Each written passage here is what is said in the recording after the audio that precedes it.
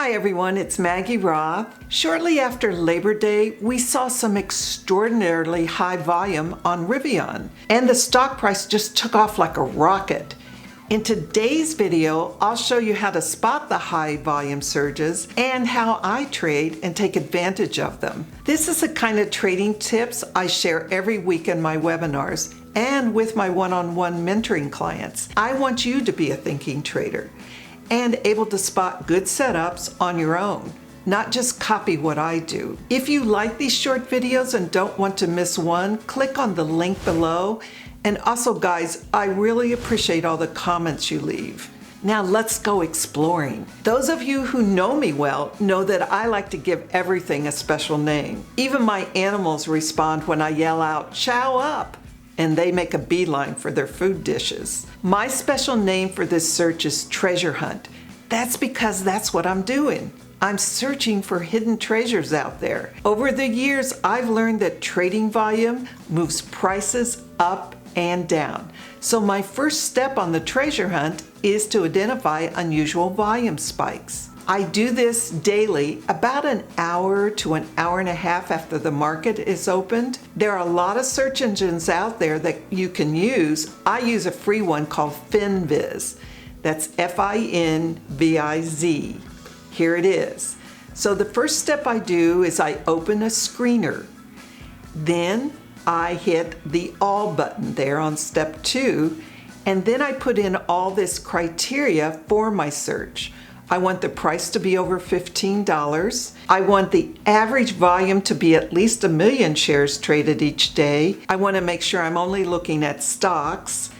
And anymore, I pretty much stick to US stocks. I quit trading Chinese stocks altogether, and I want to make sure they're optionable. Then you see the results of your search. What I do then is go over to the far right column and I sort by volume.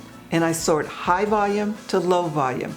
And what I'm looking for are stocks that are not usually on the list that have huge volume for that time of day. When I spot a stock with unusual volume spikes, the next step is to determine why that spike occurred. It's usually good news of some sort, sometimes it's bad news. An example is an earnings announcement. There's usually a high volume there as people are reacting to the earnings announcement. But it's not my favorite news to trade this trade on. I much prefer announcement or news that has a short-term effect. Rivian is an example of that. On September 8th, there was a huge volume spike. There you can see it. Normally that's earnings right there, but then just a little while later, 20, 30 days later, unexpected high volume. You want to know why. I found a news announcement out there, and it said that Rivian had signed with Mercedes-Benz as a joint venture. They were producing electric vans in Europe. My next question is, how can I benefit from that news? Well, in Rivian's case, the news was a surprise, and the reaction was traders were out there buying the stock up. So what did I do? I bought a call option 20 days in the future, right at the money. That was on a Thursday. Here's my trade journal. You can see I was only in it one day. I bought it on Thursday and I sold it off on Friday. And the reason I did that is I just didn't want to go through the weekend because I had already made 78% profit in just 2 days. What am I doing now? Well, I've noticed when stocks shoot up like a rocket, at some point there's a sell-off as traders are grabbing their profits. On Rivian, it hasn't happened yet. I do see an old resistance out there that could trigger this sell-off.